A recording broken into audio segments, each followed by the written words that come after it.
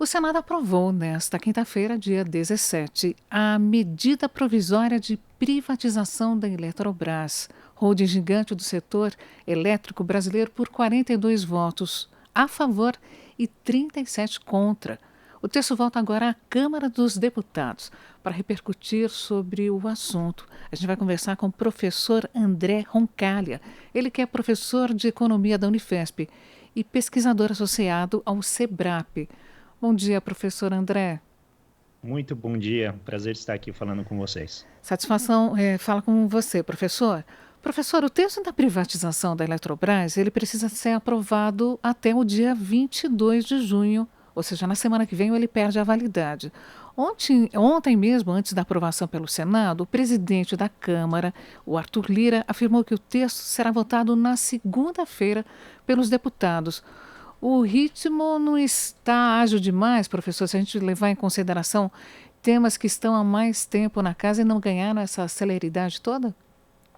Ágil demais, você está sendo até boazinha, né? Porque é quase ridículo um tema dessa magnitude que diz respeito a um terço da geração de energia elétrica no país, uma empresa desse tamanho, desse porte, que atende a uma, vamos dizer assim, uma estrutura estratégica de proteção da sociedade brasileira, de proteção energética, ser votado com uma celeridade num Congresso que jamais fez algo assim. Isso mostra o nível de desespero do governo e da equipe econômica de mostrar algum serviço para o mercado, né?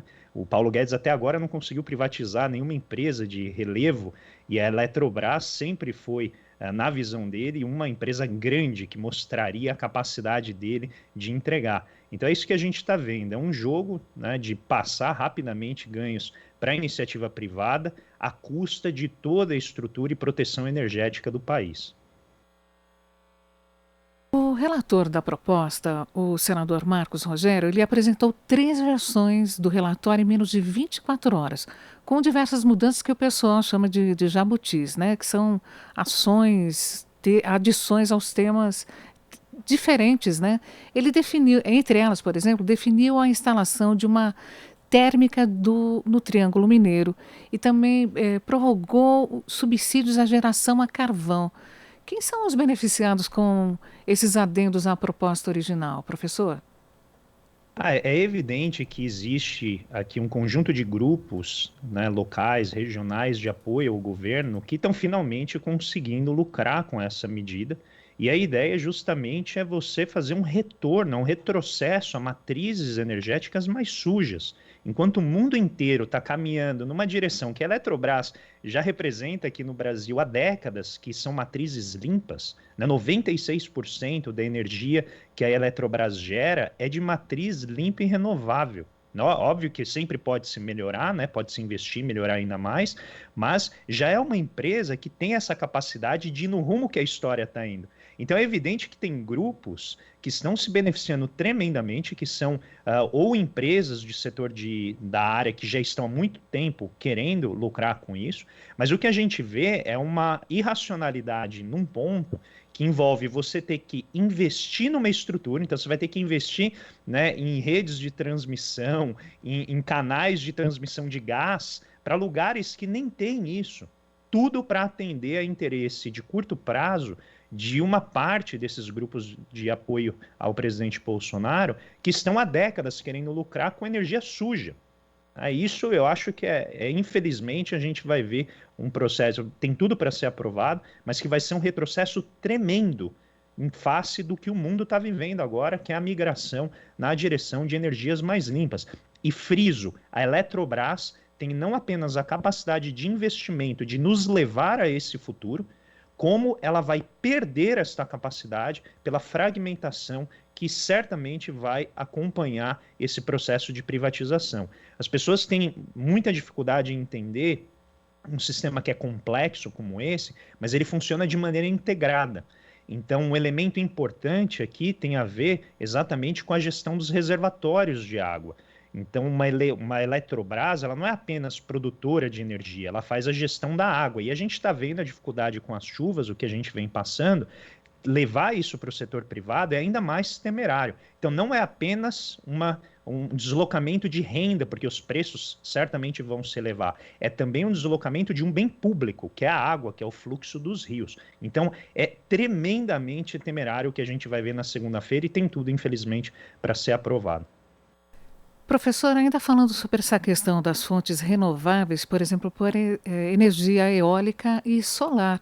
Tem muita gente que fala, nossa, por exemplo, no Nordeste tem tudo para que essas energias sejam eh, incentivadas, estimuladas. Dá para a gente imaginar, por exemplo, gás natural e termoelétricas nessas regiões, como está aí no projeto? Então, é muito difícil para quem usa a razão, né, para analisar um projeto como esse, entender por que que a gente está fazendo isso, que não seja apenas motivar a típica postura extrativista da nossa elite econômica, que em vez de usar o sistema para investir, quer usar o sistema elétrico para extrair ganhos de curto prazo. Então, é evidente que o Nordeste, a região Norte, mesmo o Sul, Sudeste, Centro-Oeste, podem desenvolver muito a sua matriz de energia renovável, em particular o Nordeste. Mas, para isso, a gente precisa investir.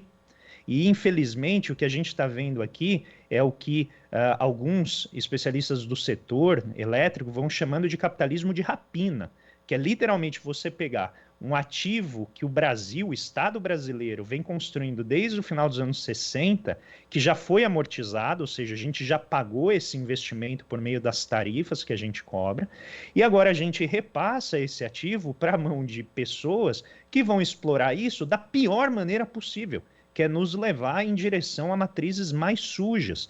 Isso tem de tudo a gerar baixo investimento, então não há qualquer garantia ali que os investidores, né, quem assumir a Eletrobras vai investir, não tem qualquer exigência disso. Depois, não existe qualquer garantia de que o sistema vai operar da maneira como ele opera hoje. Lembrem-se que quando faltou luz em Macapá no meio da pandemia, foi a Eletrobras que foi socorrer a empresa privada que lá falhou. E essa é a importância da escala de um setor como esse, que é um setor que oferece bem público, que é a capacidade de gestão das águas do território nacional, que é essencialmente grande parte da energia que a Eletrobras produz é hidrelétrica. Então é evidente que tudo que a gente está vendo aqui é uma negociata, que atende a várias bocas, garante alguma estabilidade para o governo, na medida em que ele entrega algo que o Paulo Guedes há muito tempo vem oferecendo, acalma o mercado, e garante ali a alimentação, né, enche o bolso de uma parte da base de apoio do governo. Mas, repito, a sociedade brasileira vai pagar muito caro por isso e, novamente, como você bem apontou, pela celeridade de um processo que deveria ser muito mais cuidadoso, deveria ter o insumo, né, a participação de vários especialistas da área. A gente não está falando aqui da produção de alimento, a gente não está falando aqui da produção de salsicha, a gente está falando da produção de energia elétrica, que é um bem primordial e estratégico, principalmente se você quiser crescer no futuro. A demanda por energia vem aumentando. E se a gente não conseguir organizar o sistema de maneira a oferecer isso junto com o crescimento econômico, a gente vai ver o que a gente viu em 2001 e a gente vai ver o que vários estados americanos que foram por essa linha, como o Texas e a Califórnia, enfrentaram ou nos anos 2000 ou recentemente no Texas, que são o quê? Apagões sistemáticos para a valorização do ativo energia elétrica, né, do produto energia elétrica, para enriquecer o bolso de quem oferta esse monopólio. Não se engane, essa é um produto de monopólio. Você não pode escolher, né, qual vai ser a operadora que vai jogar energia na tua casa. Então a gente está vendo realmente aqui é algo muito dramático. Eu gostaria de ter notícias melhores, mas eu acho que o Brasil vai pagar muito caro pela celeridade e falta de discussão desse projeto.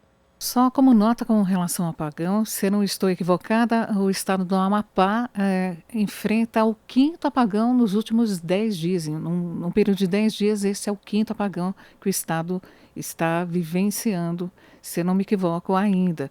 Professor, grosso modo a gente tem a impressão que esses subsídios, essas ações aí que são propostas nesses chamados jabutis, são revertidos ou jamais são revertidos ao consumidor. Essa percepção minha é equivocada?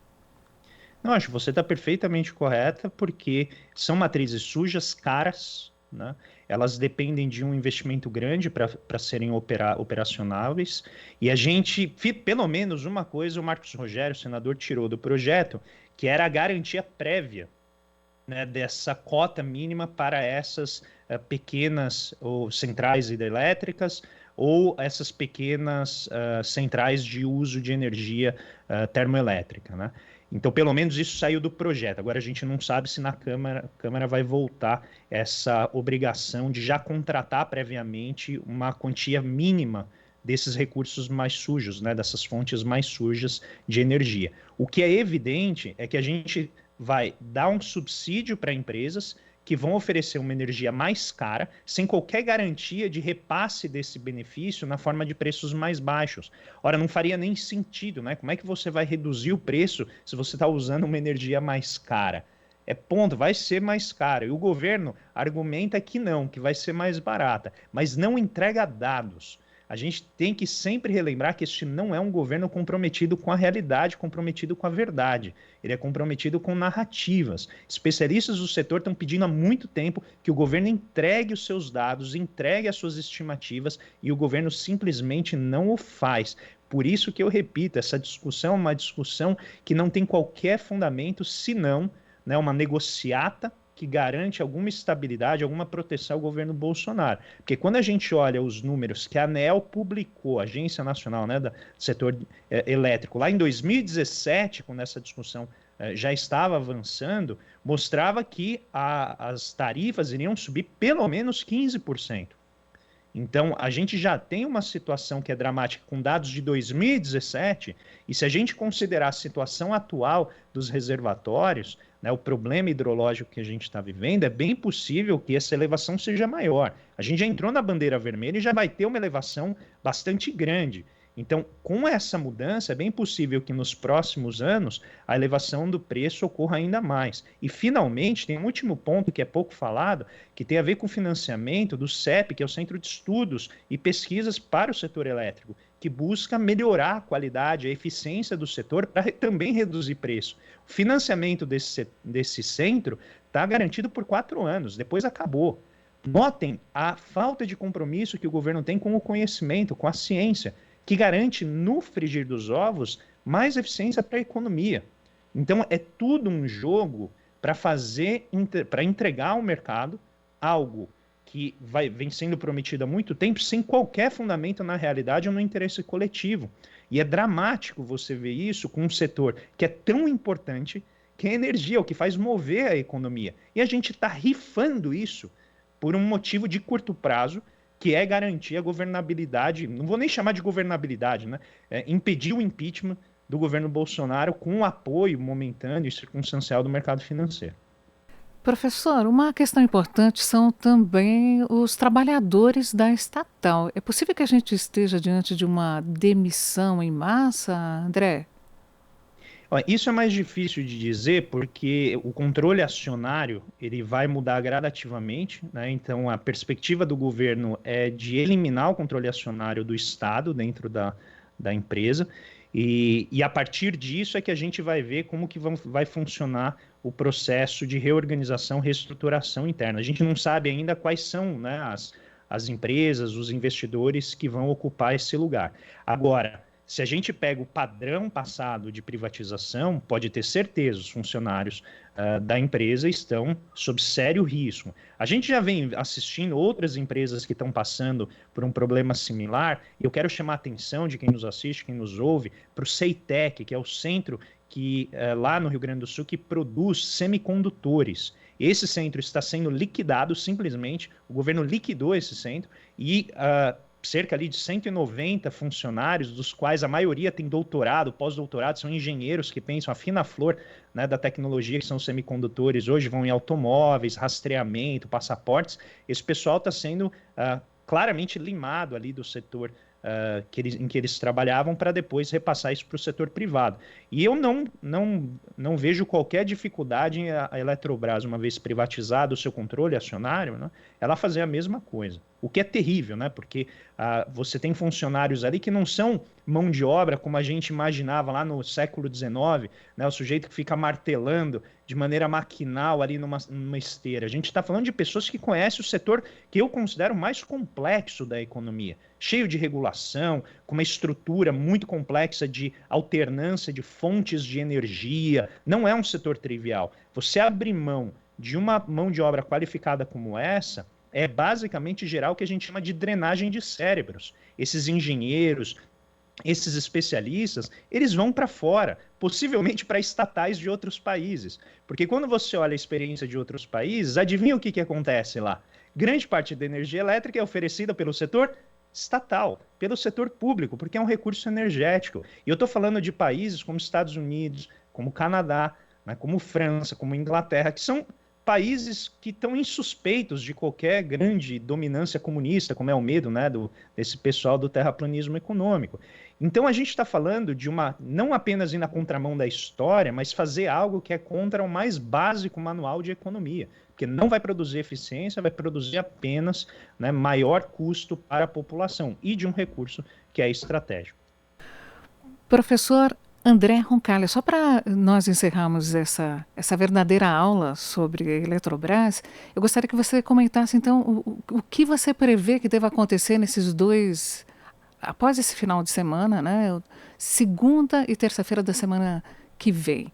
Qual a sua expectativa em torno da transição? O meu desejo é que o Supremo Tribunal Federal pare essa medida, né? O senador Cid Gomes, se não me engano, vai entrar com uma representação no Supremo Tribunal para barrar, né, esse processo muito célere de aprovação de um recurso tão importante. Mas esse é mais um desejo, né? Eu acho que essa medida, se ela for eficaz, ela vai ser eficaz por um tempo. O que eu espero, infelizmente, que ocorra é a aprovação sumária desse processo de privatização, porque o governo tem maioria na Câmara. E já mostrou a força que o Arthur Lira trouxe para os projetos do governo, a rapidez com que ele aprovou a medida já no primeiro momento e repassou depois para o Senado. A minha esperança era que o Senado fosse segurar, havia ali uma oposição ao projeto, mas também perdeu por uma margem muito estreita, né, cerca de 5, 6 votos de diferença, mas perdeu. Então eu não vejo, infelizmente, né, se o Senado era o lugar onde ainda poderia bloquear e passou, eu dificilmente vejo essa oposição aparecendo na Câmara. E, finalmente, eu acho que tem tudo para que o Arthur Lira recoloque alguns itens que são muito problemáticos, como essa garantia mínima de uso das termoelétricas, que são energias caras e muito sujas, né, contrariamente à construção de uma transição na direção de energias renováveis como eólica e solar, tendo os reservatórios, a energia hidrelétrica, apenas como uma segurança, né, ali, um backup de proteção quando essas outras falhassem. Mas, infelizmente, esse é o cenário que a gente tem. A gente teve a satisfação de contar com André Roncalha, ele que é professor de economia da Unifesp e pesquisador associado ao SEBRAP, para analisar e conversar sobre a tramitação da medida provisória de privatização da Eletrobras. Muito, muito obrigada, professor. Um ótimo dia. Eu que agradeço demais. Ótimo dia a todos. Muito obrigado. Você está ouvindo Jornal Brasil Atual. As notícias que os outros não dão.